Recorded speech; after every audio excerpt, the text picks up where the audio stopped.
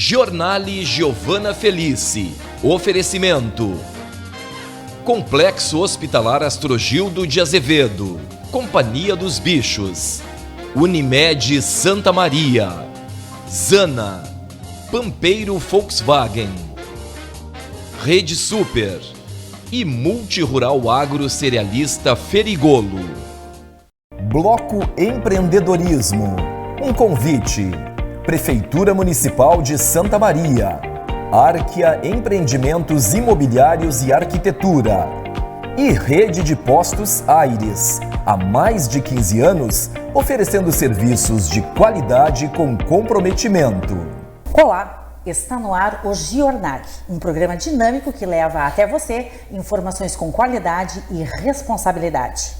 O bloco Empreendedorismo desta edição recebe o publicitário e escritor Armando Ribas Neto, diretor da agência Publicidade e Propaganda, que em breve comemora 3 décadas de bem-sucedida atuação. Armando é oriundo de uma família tradicional de Santa Maria, a família Ribas. Nesta edição, o Giornale destaca o seu protagonismo como escritor de literatura infanto-juvenil, com a série de livros intitulada Marvin Green. A obra estreou no ranking dos livros mais comercializados do Brasil na sua categoria, chegando ao primeiro lugar. A história é ficcional, com profunda conexão com a cultura gaúcha, em homenagem às suas origens, onde o autor se utilizou de cenários espetaculares para uma história de magia.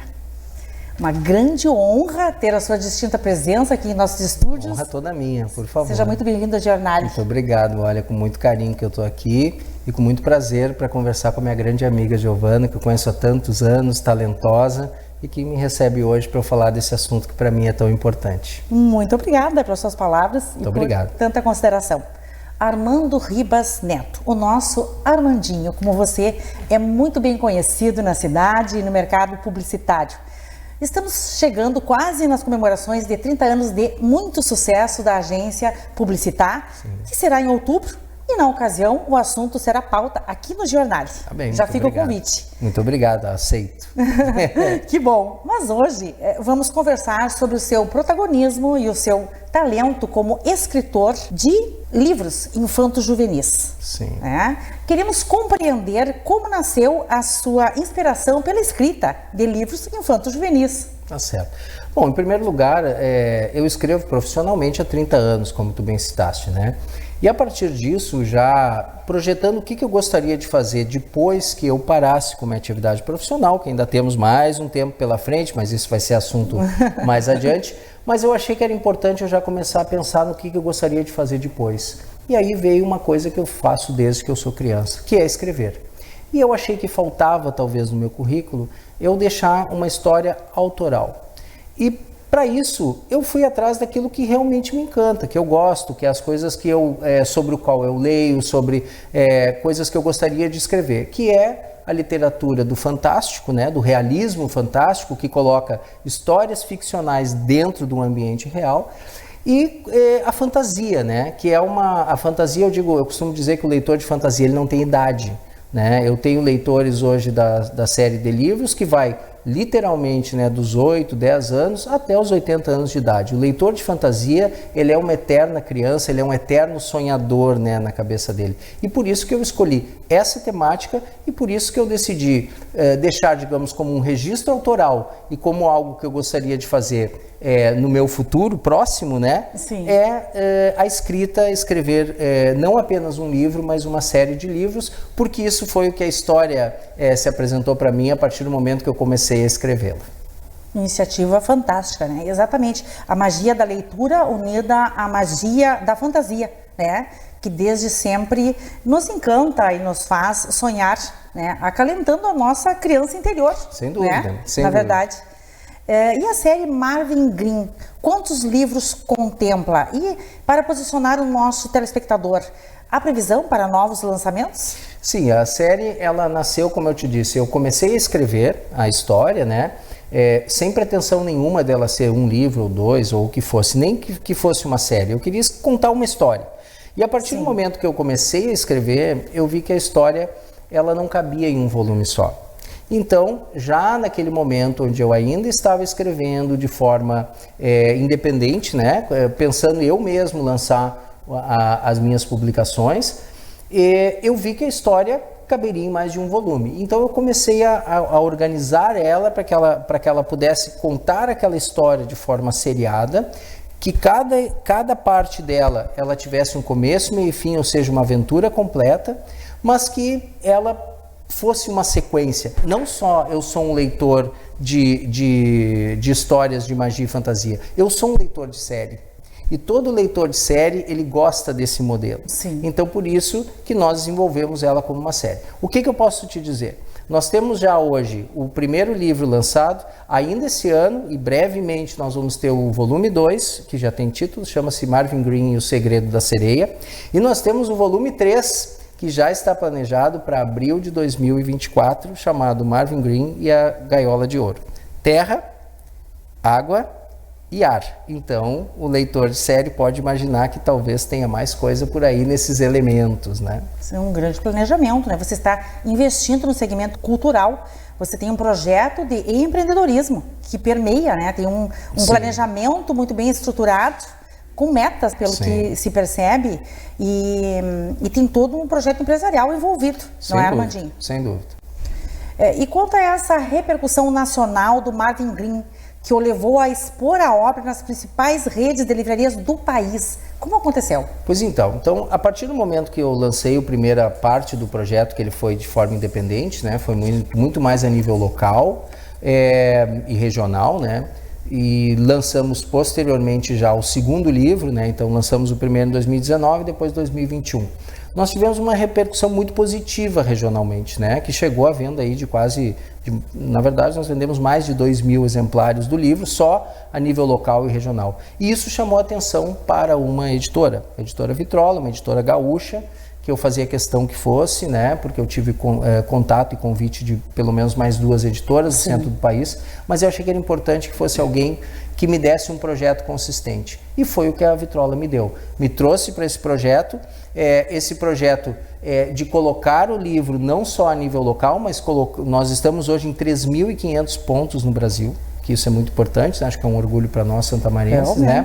E acabou levando com que a gente ficasse agora nas últimas semanas em primeiro lugar na lista da Publishing News, que é o ranking mais importante de livreiros, né? Que é o que orienta as compras dos livreiros, e ficamos agora recentemente em primeiro lugar na revista Veja, em termos de literatura infanto-juvenil, que também, olha, é uma grande conquista. Nós estamos à frente hoje se nós pegarmos o ranking ali, são grandes editoras e grandes títulos, né, de nível internacional, e nós estamos lá ocupando, pelo menos nesse momento, a primeira colocação. Parabéns, temos o escritor santamariense da cidade de Codinome Cultura, né, que muito nos honra com suas obras, né, porque através delas Santa Maria ganha notoriedade em nível nacional e, quiçá, internacional, não é, Armandinho? Quem sabe.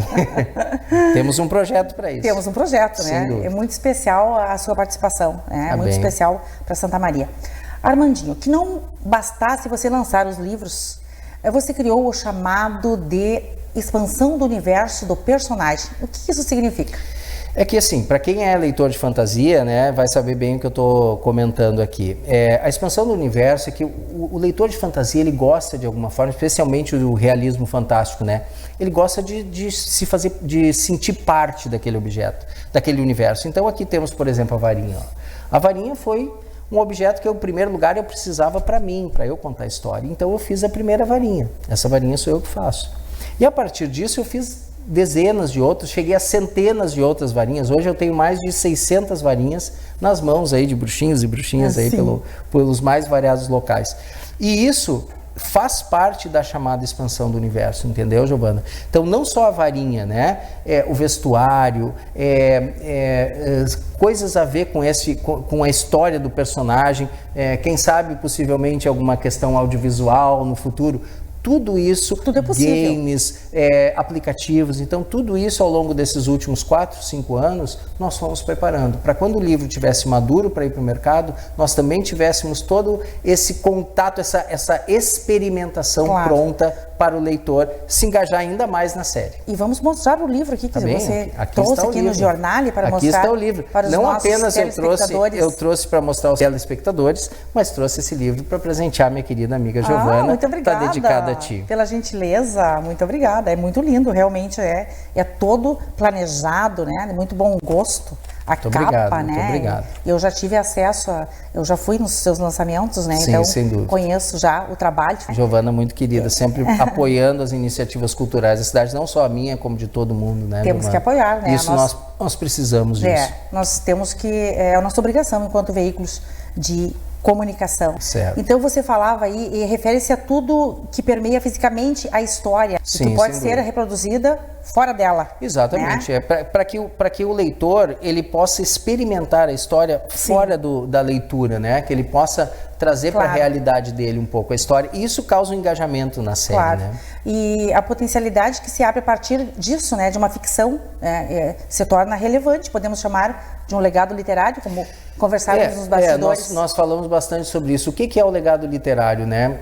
Uma coisa que eu fiz questão é que todos os cenários do livro, né, fossem os nossos cenários. Então nós temos cenários aqui da nossa região, da nossa cidade, nós temos cenários da nossa capital, né? Então por quê? Porque eu achava importante que as pessoas, num dado momento, que lessem a história, que gostassem dessa história de ficção, se interessassem também em conhecer os cenários onde ela se passa. Claro. E que não fosse necessariamente cenários do exterior, né? Que isso, a gente sabe que Londres é maravilhoso, que Paris é sensacional, mas e nós? E eu, a partir da ideia de conceber o livro, eu fui visitar esses cenários e vi que eles eram tão ou mais encantadores do que esses que nós temos fora daqui. E realmente pode repercutir para uma coletividade, né? Sem dúvida. Essa história, a inspiração, né, através da história, a partir daí para infinitas possibilidades até de turismo, né? Por que não? Isso é o legado literário, né? Quando tu faz com que as pessoas passem a ter interesse num determinado local, né? Por exemplo, uma história que se passa